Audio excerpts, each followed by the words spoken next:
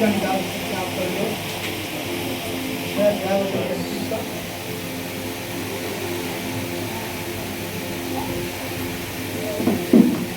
सभी लोग आ गए वहाँ पे? क्या हो सकता है?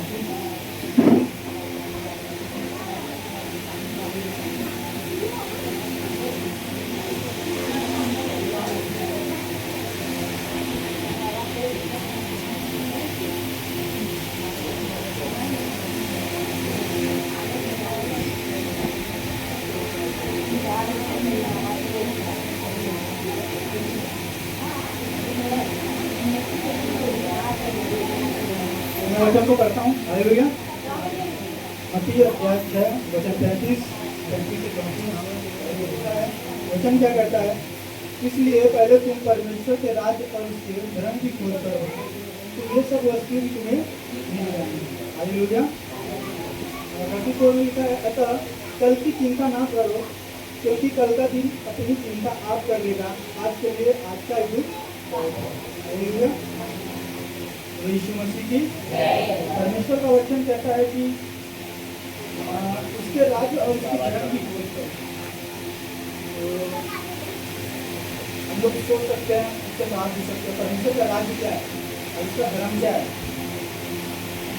मैं पढ़ रहा था तो मेरे मन में आया परमेश्वर का राज्य है क्या और उसका धर्म है क्या। क्या आप मुझसे कोई बता सकता है कि परमेश्वर का धर्म क्या है या फिर परमेश्वर का राज्य क्या है? परमेश्वर का वचन हमें सिखाता है कि पहले उसके राज्य धार्मिकता की खोज करें। ये सब सारी वस्तुएं तुम्हें दे दी जाएंगी जो तुम्हारे लिए आवश्यक है। हालेलुया।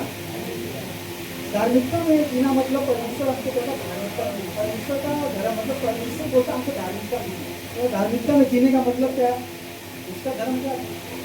यीशु मसीह हमारे बीच में आया था तो उस टाइम पे हम लोगों को पढ़ा रहेगा परमेश्वर का उस टाइम पे धर्म क्या, वो किसी धर्म का प्रचार कर रहा था या फिर किसी के बारे में वो बता रहा था या फिर लोग उसके बारे में बता रहे नहीं, वहाँ पे वो क्या कर रहा था? सत्य सत्य लोगों को दिखा रहा था, सत्य के बारे में बता रहा था। परमेश्वर का जो धर्म है, उसकी राज्य है, वो क्या था? सत्य था और प्रेम के बारे में बता रहा था और दूसरों की मदद करने के लिए बता रहा था। धार्मिकता में जीने का मतलब है कि ऐसे कार्य करें जो परमेश्वर को मतलब प्रसन्न है, जिससे परमेश्वर प्रसन्न होता है। हमको ऐसे कार्य करना चाहिए जिससे परमेश्वर क्या प्रसन्न होता है। ऐसे कौन से कार्य हो सकते हैं? सत्य बोलना, लोगों की मदद करना और लोगों से प्रेम करना। हालेलुया। और उसके बाद हम देखेंगे हाँ, तो हम परमेश्वर को कैसे प्रसन्न कर सकते हैं और उसके धार्मिकता में कैसे चल सकते हैं और उसके राज्य की कैसे खोज सकते हैं, खोज कर सकते हैं। हमें कोई दिनचर्या जो होती है उसको बदलनी चाहिए। हमने से बहुत लोग बोलेगा तो मैं भी बोल सकता हूँ, मैं अपने बारे में बोल सकता हूँ।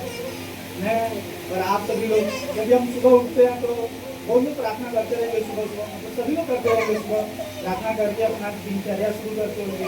लेकिन बहुत से लोग ऐसे होते जो सुबह उठते हैं, फटाफट उठते हैं। मुंबई का भाग और इसलिए आप सभी को पता है कि जब भी सुबह हुआ तो 1 मिनट का टाइम नहीं मिलता किसी को। तुरंत उठो, जल्दी रेडी हो, जॉब पे जाओ, फिर ट्रेन पकड़ो, फिर ऐसा ही दिनचर्या रहता है।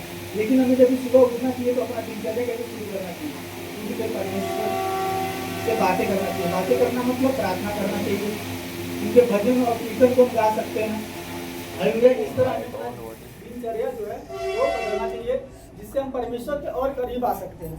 और परमेश्वर का वचन 34 में कहता है कल की चिंता न करो, क्योंकि कल का दिन अपनी चिंता आप कर लेगा। हम सभी लोग अपने कल की चिंता करते हैं, करते कि नहीं करते हैं?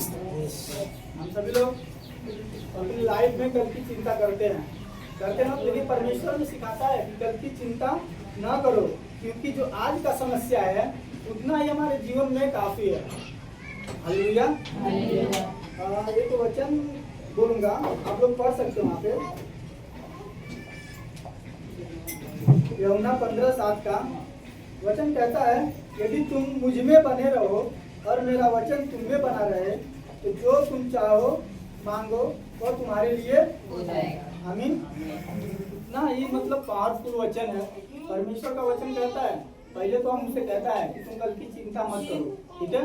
फिर हमसे परमेश्वर कहता है कि यदि तुम मुझ में बने हो और मेरी बातें जो परमेश्वर की बातें हम में बनी है, अगर हम उसमें बने रहेंगे तो हमारे जीवन में जो भी जरूरतें हैं परमेश्वर वो पूरा करेगा। हालेलुया। हम कैसे देख सकते हैं? एक कहानी के द्वारा हम समझ सकते हैं। यहोशू पता है सबको? यहोशू के बारे में सबको पता है? यहोशू कौन था? यहोशू के बारे में देखते हम।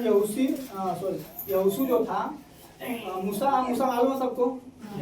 मूसा इजराइलियों को छुड़ा के ले जाता है। जब मूसा का मृत्यु हो जाता है उसके बाद परमेश्वर यहोशू को चुनता है, मतलब वो इजराइलियों को आगे बढ़ाने के लिए। यहोशू जो रहता है यरदन नदी को पार कराता है, और जो यहूदियों की जीवाएं रहती हैं उनको वो प्रार्थना के द्वारा वो लोग गिराते हैं। आपको पता है जब वो लोग पहुंचते हैं वहाँ पे यहूदियों की दीवार के पास, तो वो मतलब उनको वो राज्य दिया जाने का रहता है, ठीक है। वहाँ पे उस राज्य में बहुत सारी मतलब उस सुरक्षा के लिए बहुत बड़ी दीवार रहती है, वो बहुत बड़ी दीवार रहती है जिसको तोड़ना नामुमकिन रहता है, और बहुत सारे मतलब सिपाही रहते हैं जिनको हरा पाना बहुत ही मुश्किल रहता है। उसके बाद से यहोशू अपने लोगों से बोलता है कि तुम लोग चिंता मत करो, चलो हम लोग यीशु मसीह के मतलब परमेश्वर के नाम से चलते हैं। फिर वो लोग आगे जाते हैं। वो लोग मालूम है जाते हैं, जो दीवार रहता है पूरा मतलब एरिया रहता है वहाँ पे चक्कर लगाते हैं, ठीक है। एक दिन जाएंगे चक्कर लगाते हैं, फिर दूसरे दिन जाएंगे फिर चक्कर लगाते हैं, फिर ऐसे मतलब करके वो लोग 6 दिन कंटिन्यू जाते हैं, चक्कर लगाते हैं। वहाँ के सैनिक लोग रहते हैं और जो वहाँ के राजा रहते हैं वो देख के मतलब सोचते हैं ये क्या कर रहा है, लड़ने के लिए लोग आ रहे हैं, ये तो बस चक्कर लगा के चले जा रहे हैं। अभी सोचो आपके पास कोई आए आपसे लड़ने के लिए और इधर से ही या मतलब आधे रास्ते से ही घूम जाए, ठीक है। मैं रहूँ या फिर आप लोग रहे तो आप लोग उसका मजाक उड़ाओगे ना, वो लोग तो डर के भाग गया, ठीक है। हम लोग जाते किसी से समझो कुछ हो गया मैटर, हम लोग जा रहे हैं कहीं पे, ठीक है, हम लोग वहाँ से रिटर्न चले आ रहे हैं, उसके बाद से वो लोग मजाक उड़ा रहे हैं। उसी तरह वहाँ के लोग जो लोग रहते हैं वो लोग मजाक उड़ाते हैं। उसके बाद से फिर 7वें दिन जब जाते हैं वो लोग चक्कर लगाते हैं, 7 चक्कर लगाने के बाद, ठीक है, वो यीशु मतलब परमेश्वर का जय जयकार करते हैं और तुरही फूकते हैं। उसके बाद से क्या होता है, दीवार ढह जाती है। तो आपको क्या लगता है, चक्कर लगाने से दीवार गिरी कि तुरही फूकने से या फिर जय जयकार करने से? तो बता सकता है? ठीक है, आपका मानना है जय जयकार करने से, तो हो सकता है जय जयकार करने से गिरा होगा। लेकिन मैं क्या सोचा कि परमेश्वर का वचन कहता है कि यदि तू मुझ में बना रहे, ठीक है, और मेरी बातें तुझ में बनी रहे, तो वे सारी वस्तुएं तुझे मिल जाएंगी जो तू चाहता है, ठीक है। वो लोग वहां पे किस लिए जाते थे? उस दीवार को गिराने के लिए और वहां पे जीत हासिल करने के लिए। उनके मन में ये था, ठीक है। और उनको देखो, उनको परमेश्वर के ऊपर विश्वास था।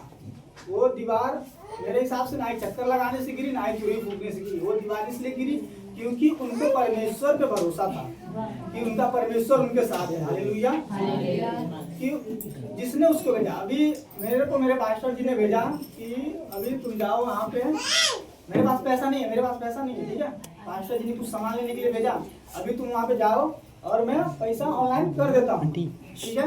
मैं वहाँ पे जाता हूँ और जाता हूँ, थोड़ा टाइम वेट करता हूँ, पास्टर जी का पैसा मतलब नहीं आया, 1 मिनट डिले हो गया, नहीं आया, फिर मैं देखता हूँ 2 मिनट हो गया, नहीं आया। लेकिन मेरे मन में ये विश्वास है, हाँ मास्टर जी ने बोल के अगर भेजा है तो जरूर भेजेंगे, तो मैं वहाँ पे थोड़ा टाइम रुकता हूँ, इंतजार करता हूँ। उसके बाद से फिर वो कार्य हमारे जीवन में होता है। उसी तरह जब वो लोग वहाँ पे गए तो यहोशू सब लोगों को लेके गया था, तो वो लोग 1 चक्कर 2 चक्कर 3 चक्कर इसी तरह 7 चक्कर लगाते, वो लोग इंतजार करते हैं परमेश्वर के कार्यों को। लेकिन वो लोग जानते हैं परमेश्वर उनका कार्य वहाँ पे करने वाला है, उसके लिए वहाँ पर परमेश्वर को भरोसा जताते हैं, और वहाँ पर परमेश्वर को भरोसा जताने के द्वारा वहाँ पे क्या होता है, रोजगार मिल जाती है। हालेलुया। इसी तरह जो हम अपने जीवन में देखते हैं, हम प्रार्थना करते हैं, ठीक है, मैं भी करता हूँ, आप सभी लोग करते हैं, कई बार हम प्रार्थना करते हैं, तो आपको क्या लगता है, आपका जो प्रार्थना के द्वारा आंसर आता है वो आपके प्रार्थना करने से आता है? हो सकता है आपके प्रार्थना करने के द्वारा आता हो, लेकिन मुझे नहीं लगता कि आपके प्रार्थना करने के द्वारा आता है, ठीक है, वो आपके विश्वास के द्वारा आता है। क्योंकि आपको विश्वास है कि हाँ मैं ये बातें जब परमेश्वर से बोला है तो वो पूरा करेगा। हालेलुया। पास्टर जी हमारे लिए प्रार्थना करते हैं, हम चंगे रहते हैं, हम बीमार रहते हैं, पास्टर पास्टर को फोन करके बोलते हैं पास्टर जी प्रार्थना करो, पास्टर जी प्रार्थना करते हैं और हम ठीक हो जाते हैं। तो पास्टर जी के अंदर कोई शक्ति नहीं रहती, पास्टर जी के द्वारा हम कहेंगे, लेकिन पास्टर जी को ये विश्वास रहता है कि हाँ मैंने जो प्रार्थना किया है यीशु मसीह से वो प्रार्थना कबूल होगी और अभी के जीवन में कार्य करेगी। हालेलुया। तो हम परमेश्वर पर विश्वास करते हैं, पूरी तरह से भरोसा करते हैं, तो हमारे जीवन में वो कार्य होता है। इसीलिए परमेश्वर का वचन कहता है पहले तुम उसके राज और उसकी धार्मिकता की खोज करो तो वे सारी वस्तुएं तुम्हें दे दी जाएंगी जो तुम्हारे लिए जरूरी है। जब हम विश्वास करते हैं कि हाँ हम पहले परमेश्वर के कार्यों में, उसके वचन में, उसकी आराधना में और उसके हर एक जहाँ पे भी जो जरूरतें वहाँ पे इस्तेमाल हो तो परमेश्वर देख रहा है। अगर हम विश्वास के द्वारा आगे बढ़ते हैं अपनी लाइफ में तो परमेश्वर हमारी पूरी कार्य करेगा। आप लोग बिलीव करते हैं? हम सब एक साथ बोलते हैं आमीन।